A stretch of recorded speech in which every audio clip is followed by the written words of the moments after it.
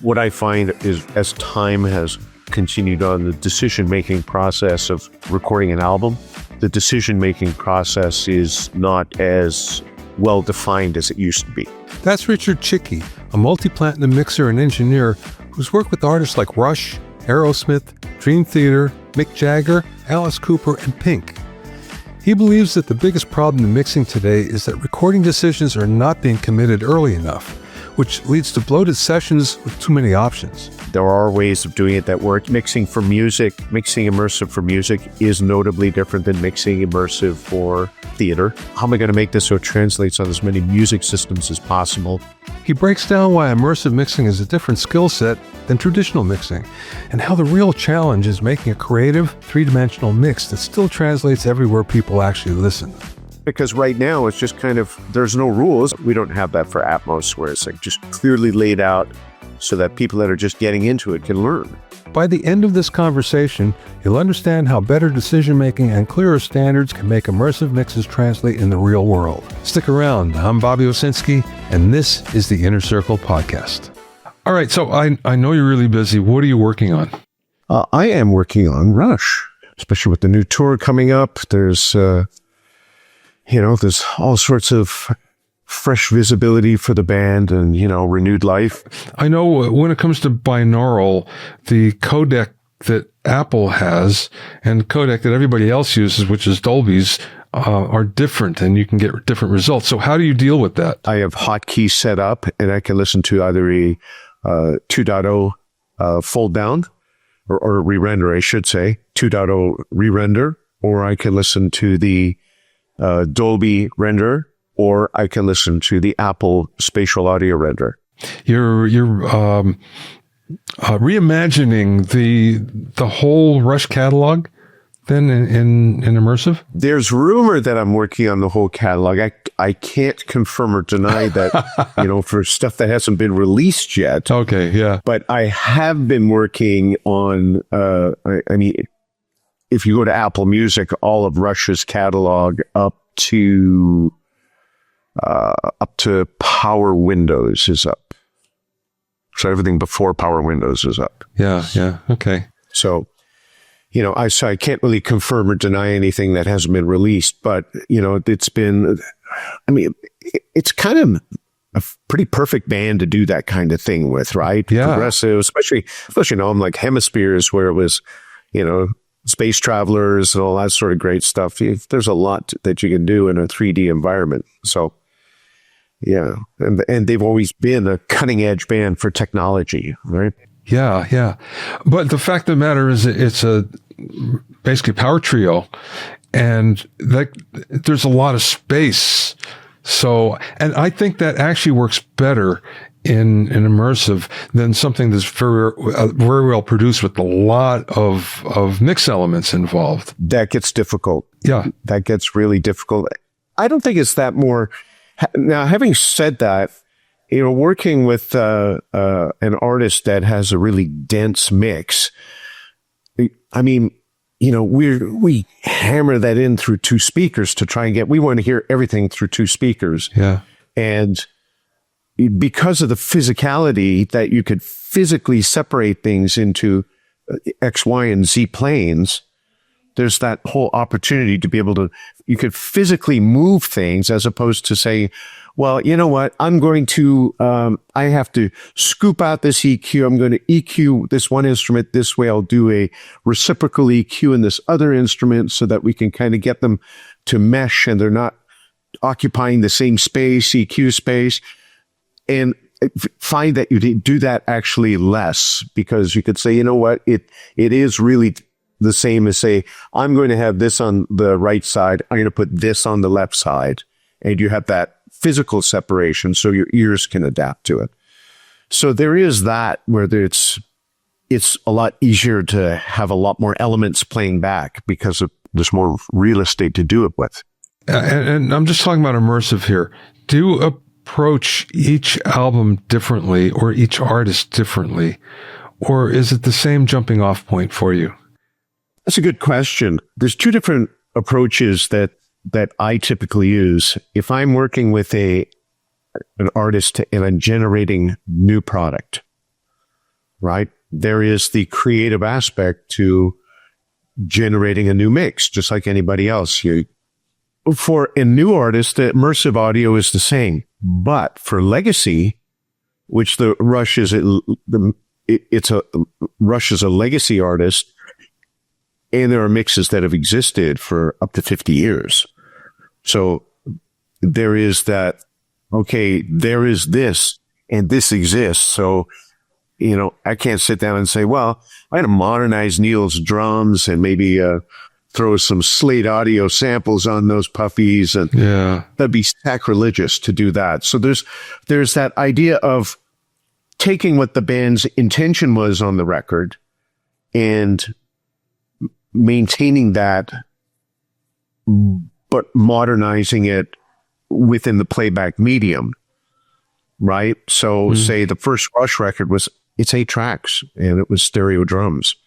So, there's quite a bit of, effort and wizardry to get those drums so that they're 3-dimensional, because they're stereo drums, right? There is that, and it's trying to not change the flavor of it. So it's, it doesn't sound like it's a remix. It's getting it so it's playing properly in a new environment.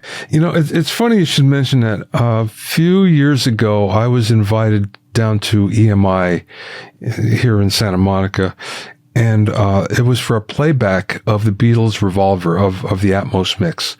And Giles Martin, who was there, who guided it, he was there answering questions. So this was a 4-track. It was done on 4-track. And they used Peter Jackson's technology.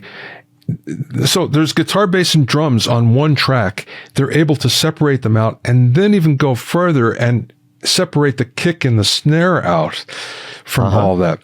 So the upside is now they have all these mix elements that we'd normally use. And it was so tastefully done that, I was expecting things to fly all over the place, and I wasn't expecting much. And it was actually really good. It just sounded bigger than I remember. It didn't necessarily sound... Yes, there are a few sections where they flew things around, but it was appropriate. But it wasn't done for the sake of doing it because, I have canopy speakers, I'm going to put stuff up there. No, it was done very tastefully. And that's really hard to do, I think. Have you found, well, you just mentioned you found, the legacy artist is really difficult.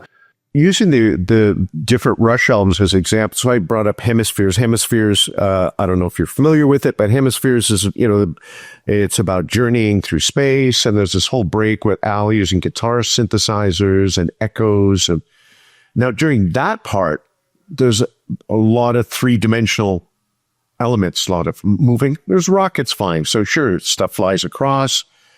But when they go back into power trio mode, the mix goes from all of this motion, and then it just, it freezes, but it's 3-dimensional. Yeah. But there's no motion. I've done artists that are,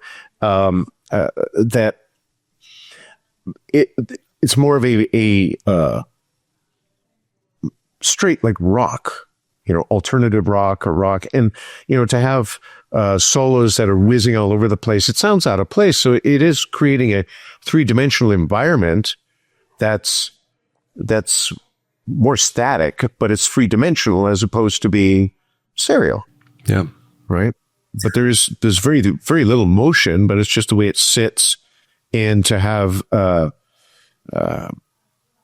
when there's parts that are like sensitive breakdown pieces where the vocalist is just singing with acoustic guitar, it's like, how do you make it feel that if you close your eyes, you're sitting and the vocalist and the guitar player right in front of you? Yeah. So you have that extra feeling that's added to the artist's original intention. Have you ever noticed that mixing vocals is often the hardest part of getting a track to sound right? You boost, you compress, you add effects, and it still doesn't feel professional. So, to make it easier, I put together a simple mini course on vocal mixing that walks you through the exact steps to get the vocals sounding clear and upfront. If you're interested, scan the QR code on screen or click the link in the show notes. Now, back to today's conversation. How do you keep the rhythm section as powerful as in the stereo mix? And I bring that up because I've been to playback sessions where I've heard classic albums remixed, and I go, there's something missing here, and it's always in the rhythm section. It just seems, weak. So how do you maintain that? Oh, have you listened to any Bob Clearmountain mixes? Oh yeah. Well, okay. So Bob, I mean, he's the wizardly king, right? Yeah. But Bob has a really interesting way of approaching immersive audio, and great lessons. So using the bed, really where we start to get issues is that if there are too many object beds or too many things that are thrown up into objects, say kick, snare, we don't have that bus glue that we're so used to hearing, right? Yeah. Let's say in the 80s, what about 60, 70% of records were mixed on SSL with the bus compressor and, you have that glue going on. But if you lean into the bed a little more for the elements that you're talking about, you can maintain the glue, the original glue, without it falling apart. I think it comes to the amount of, just because there are 118 objects available, you don't have to stuff everything into objects. Yeah. Because I don't know, I find it doesn't sit quite right. Yeah. I find that personally, for me, I'm a pretty heavy bed mixer, and I have some objects. I have some object beds that are laid out statically, but I'm heavier on the bed because I find it gives a more consistent result, more of a reflection of what the legacy mix was. I have heard Clearmountain's mixes. I went to a playback session at his studio, and the one in Santa Monica, not the one that burned down. And it sounded great, but it was not with a legacy artist. It was with a new artist, so there's nothing to compare it to. It's like, oh, yeah, that sounds great, but, it was probably going to sound great anyway. But I've heard him do Huey Lewis, all the stuff that he had mixed before, and Avalon, and it was ridiculously good. Yeah. He really carried over the original essence. He could carry it over into the immersive format. And that's particularly impressive. Oh, are you doing anything in stereo these days? I would like to do stereo. I've got a artist that I'm working with that I'm doing immersive mixes for them, but also stereo mixes. So that's nice. But the legacy stuff is, generally speaking, they don't want to have a reconstituted stereo mix.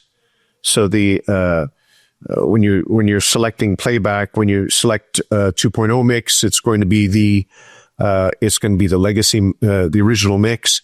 And when we switch over to Atmos, it's the remix. How long is it taking you to do a typical song, to mix a song? First song is the longest because of setup. Yeah.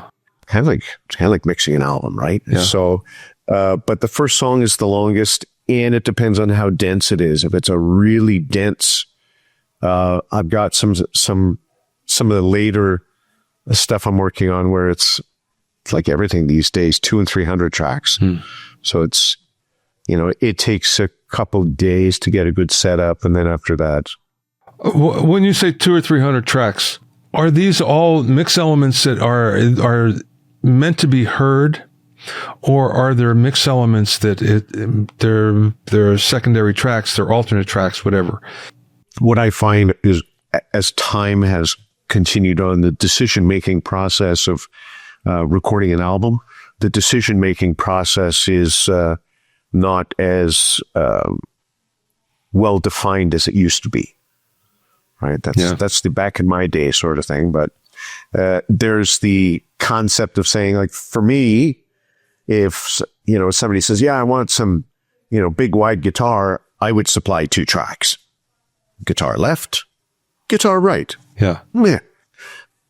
So I wouldn't supply. Well, this is here's the SM57 guitar. Yeah. Here's the Royer 121 and my 47, FET 47. Oh, yes. And I have this room mic and that room mic. Yeah. And then I have 8 guitar tracks like that. So you have 40 tracks, so with that kind of thing, that speaks to, when you're asking about the mix setup, that often without that decision-making process in place, I would go through and say, okay, I want to listen to all those tracks quickly. So it's like preview, go through them all quickly, and once in a while you listen saying, oh, that Royer by itself sounded really good. I'm going to hold on to that, try some combinations, see if it beats what the one mic was. So sometimes it's just like, okay, all that other stuff, I'm going to keep this one room mic at -10. I'm going to keep the Royer. I'm going to mute everything else. Yeah, sure. And have that on the left side and then have the other one on the right side. And a lot of times it's like, wow, that sounds so clear and heavy. How did you do that? And it's really, how it is. You're cutting a path. Yeah. We cut a path and make space for everything else. Because if you have everything playing back loud all the time, you end up kind of with this, right? Yeah. And that's what our job is to get rid of that. So when you first got into mixing immersive, how long did it take you until you felt comfortable? Well, I started immersive. 5.1 was immersive. Yeah. Right. So, I've been doing that for decades, right? Very early on when people, that's movie stuff. You're crazy. No one will ever do that. Yeah. And really, Atmos was the same thing. I had some buddies that were mixing movies, and they're saying, you really should try this for music. This is going to be a thing. And once I started to work with the 3D aspect of it, I kind of ran into the same thing where people went, you're crazy. No one's going to do that. But what I ended up finding is that the artists themselves, there was a really strong propensity to hear their music this way, because the delivery is, I find, is a lot more powerful, a lot more effective. And, it appeals to the creativity of the artist. And I found that, with the people that I've been dealing with, it's like, I love this. And there is the emotional aspect of it is I find is so much stronger that, if I was an artist, I wouldn't want to follow like a really great immersive mix. I wouldn't want to follow it with a stereo mix. If I was in a playlist of sorts, I'd want to have my best foot forward. You're doing Sony 360 as well, aren't you? Mixing. Yeah. So Yet another format. Yes. What do you find the differences are? Well, the Sony format is more spherical and more spherical. The Atmos format is more or less a hemisphere, right? Mm-hmm. And the Sony format with the speakers that are below listening level, right? So we've got ones that are down on the ground when we're listening. There's that feeling that if you so wanted to, you could take audio and have it flip over you and then continue past the horizon and downward, right? So there's that extra dimension that you can achieve in the Sony format. And, plus it has no subs, right? 13.0. Yeah. So the three speakers along the bottom kind of act as like an ersatz sub. So you can, if you have stuff that's bass heavy, you can get it to behave more like you have a range of like three sub-ish speakers. They're kind of multi-purpose. You want to use them for subs. You can add extra low-end dimension there, or you can use it for the other spatial motion that I mentioned before. How about the interface? Because when I look at the Sony interface, I kind of like it better, to be honest with you. Yeah, the interface is, when I use 360, there is the external interface, and now that Pro Tools has it internally, right? So what I've ended up doing is I'll have I use the internal 360 interface for Pro Tools, and I'm still using the external renderer for for Atmos because the real-time level check is available in the external. So Yeah. right, so I have to. It's kind of a necessary evil without having plugins. I just find I prefer to have the actual Dolby renderer giving me level information so that, because I find jumping from different level monitoring software that, it's off by 1/10 of a dB or something like that, and it gets kicked back if I get a little too close to that -18 ceiling, Yeah, right. What monitors did you choose? Genelex. I use 8340s for the satellites. I use 8351As, soon to be 8361s for the LCR, and then I have a 7370 sub. That's a big setup. That's a big setup. What would you like to see changed in all this or improved? In immersive audio, Yeah. simplicity, education. That there are just the whole thing that we discuss about objects, object beds, the things that you had heard about. There's something when I use, I listen to a mix that's more object based. It doesn't feel quite right. That I think that there's a lot of processes that could be simplified or put out there as best practices, because there are ways of doing it that work. Mixing immersive for music is notably different than mixing immersive for theater. Yeah. Right. And that's something that is, that's a process in itself. It's like, okay, well, how am I going to approach this? How am I going to, listen to, how am I going to make this so it translates on as many music systems as possible? And once this hits cars in 2027, like not the high-end vehicles, but the sort of the consumer vehicles, once Atmos immersive becomes a standard in those, people will be listening to it all the time. Yeah. In a discrete system, not just binaural. Yeah. Right. So I think that linearizing the way music is made, just like we've done in stereo, right? I'm sure that you're writing books on mixing. So, you have, you're writing a book of best practices. Yes. Right.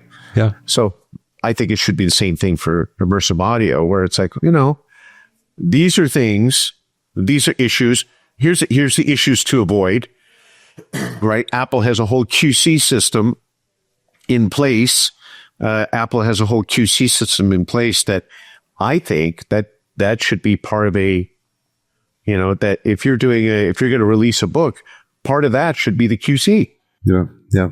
Here's what the QC is, specifically what it is, so that, we just say, oh, this is where I'm not going to go. Yeah. Otherwise, this could be a problem, right? Because right now it's just kind of, there's no rules. Like if we can't at the end of this say, hey, go to, apple.com/ Atmos QC or spatial audio QC, and you can see what the list is and see what the specs are of kind of what you need to adhere to in order for it to pass. Yeah. Yeah. We have that stereo to some extent, right? But we don't have that for Atmos, where it's like just clearly laid out so that people that are just getting into it can learn, and people that are really busy can stick to it. Yeah. Yeah. Right. What don't people know about you that you wish they did? That I have no clothes on beneath my. What do they know? I come from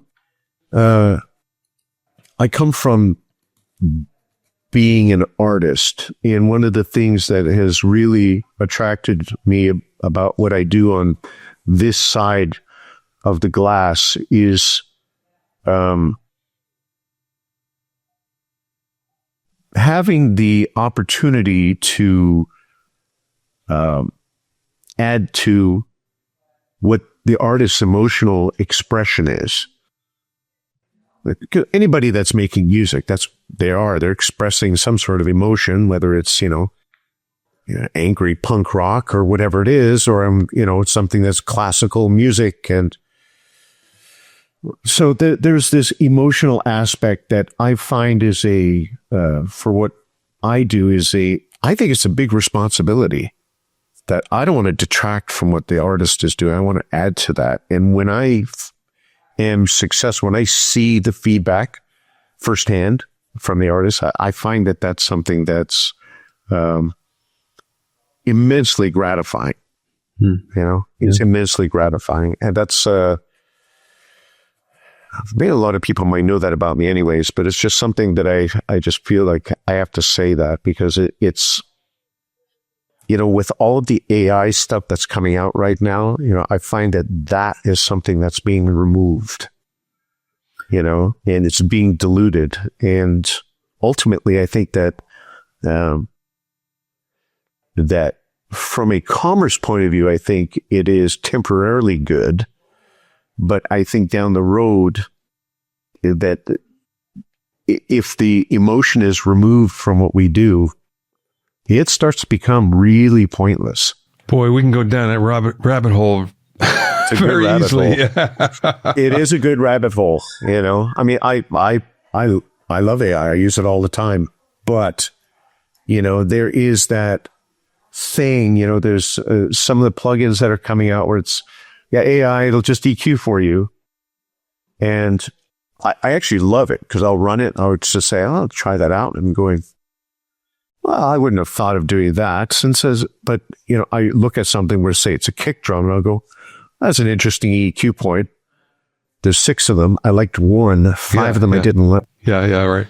That's, what's that, a 16 and some odd percent pass. That's not so good, but I feel both challenged by it and invigorated at the same time.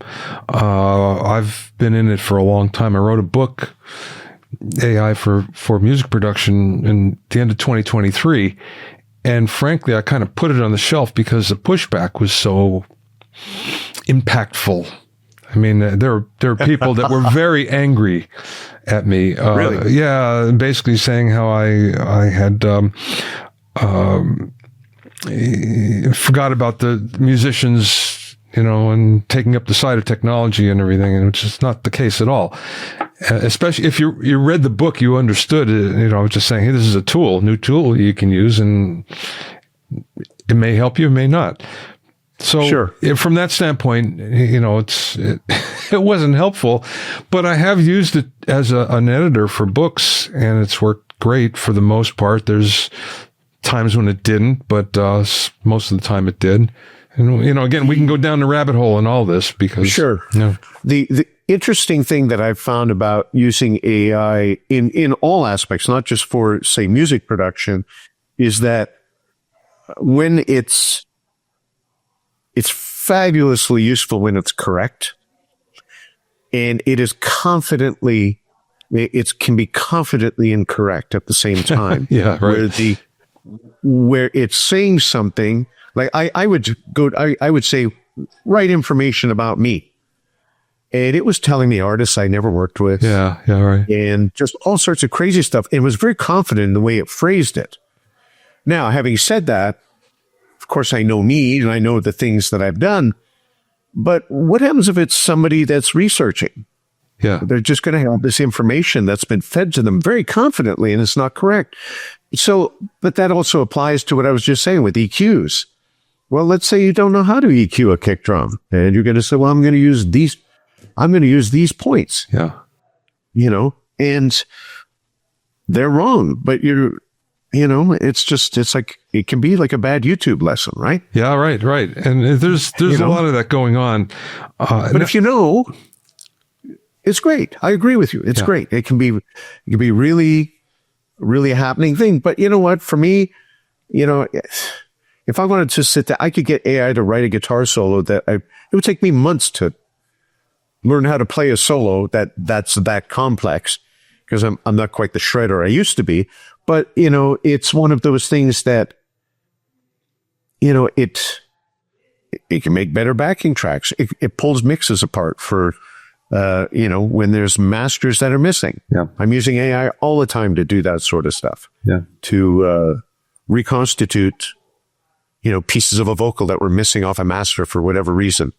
And it could go through and pull bits and it allows the product to come out and be monetized. And in that case, that's a godsend in that case. The noise reduction is fantastic. I haven't used it for that, really? Oh, God. Yeah. And not only that, there's so many really good ones out there, and they're all fairly inexpensive. Just unbelievable. So right. I'm a big believer just in that alone. Anyway, I'm still Cedar Audio for noise reduction. I don't know. Old school. Yeah, it's old school. Yeah, but if it works, it works, Thanks for listening and being in my inner circle.